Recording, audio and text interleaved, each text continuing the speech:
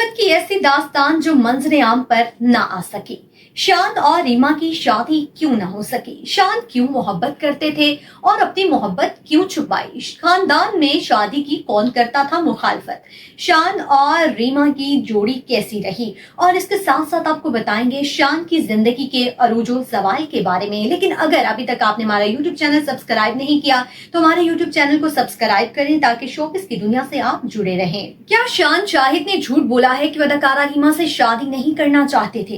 क्या इस बात में कोई सच्चाई नहीं है? और आपको बताती चलूं कि शान और रीमा का अफेयर जो है वो उस वक्त का टॉप ट्रेंडिंग अफेयर हुआ करता था और ये खबर आग की तरह फैल गई थी और ये अफेयर काफी मकबूल भी रहा था। लेकिन अब शान शायद ये इनकार कर रहे हैं कि वो कभी भी रीमा से शादी नहीं करना चाहते थे। क्या ये वाकई ही सच है या कुछ और? क्या शान वाकई ही रीमा से शादी नहीं करना चाहते थे?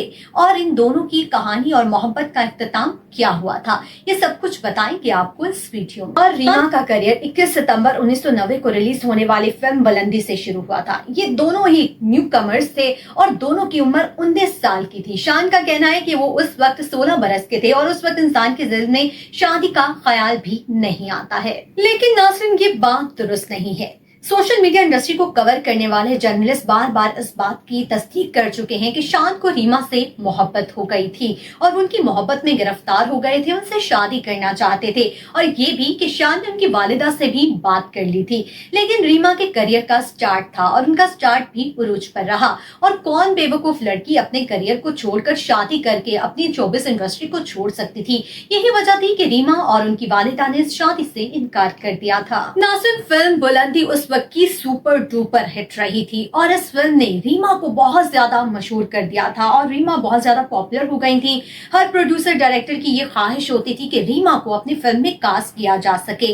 लेकिन सुल्तान राही जिंदा थे उस वक्त और उस वजह से शान की जो वो दाल है ना वो ज्यादा गल ना सकी और इसका ज्यादा फायदा, फिल्म की सुपर हिट होने का ज्यादा फायदा रीमा को हुआ था और उनकी खूबसूरती के हर जगह चर्चे होते थे। खैर 1994 तक शान और रीमा की कई फिल्में रिलीज हो चुकी थी जिनमें हिना, दिल, सैलाब, आग और चाहत, प्यार ही प्यार, अंजुमन, इस तरह की कई फिल्में आ चुकी थी। लेकिन चाहत फिल्म के अलावा कोई और फिल्म ज्यादा कामयाब ना हो सकी थी। रीमा शान को शादी के लिए इनकार कर चुकी थी और फिल्म इंडस्ट्री में रीमा के बहुत सारे हासिदीन भी हो गए थे और ये कहा जाता है कि उन लोगों ने शान को भी अपने साथ मिला लिया था। शान भी रीमा के साथ नामुनासिब रवैया रखने लगे थे और फिर 1994 के बाद तो शान ने रीमा के साथ काम करने से ही इनकार कर दिया था। नाज़रीन, इन लोगों ने लॉलीवुड में नई एक्ट्रेस को मुतारिफ करवाया, उसको खूब प्रमोट भी किया और उसको रीमा के मुकाबले पर लाने की कोशिश की और कहा जाता है कि शान भी उस खेल का हिस्सा थे। इसके साथ साथ शान को ज़ोहल सैयारा कहा जाने लगा और उन्हें मनहूस करार दिया जाने लगा। ज़ोहल सैयारे का मतलब होता है बदनसीबी।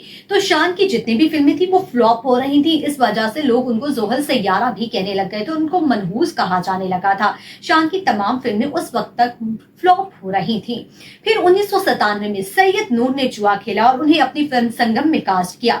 ये फिल्म सुपर डुपर हिट हुई और फिर इस तरह से शान का कमबैक हुआ। नाज़रीन, उस वक्त सुल्तान राही फोत हो चुके थे और शान जो हैं वो अपनी शान और शौकत के साथ फिल्म इंडस्ट्री पर चमक रहे थे, राज करने लग गए थे और इस दौरान उन्हें अपनी गलती का भी एहसास हो गया था। इसलिए उन्होंने फिर रीमा से माफी मांगी और सुलह कर ली और दोनों की सुलह होने के बाद संगीता ने उन्हें फिल्म निकाह में कास्ट किया। ये फिल्म 5 जनवरी 1998 को रिलीज हुई और सुपर डुपर हिट रही। इस फिल्म को बहुत ज्यादा पसंद किया गया। उसके बाद शान ने अपनी डायरेक्ट की हुई फिल्म मुझे जान चाहिए में भी रीमा को ही कास्ट किया।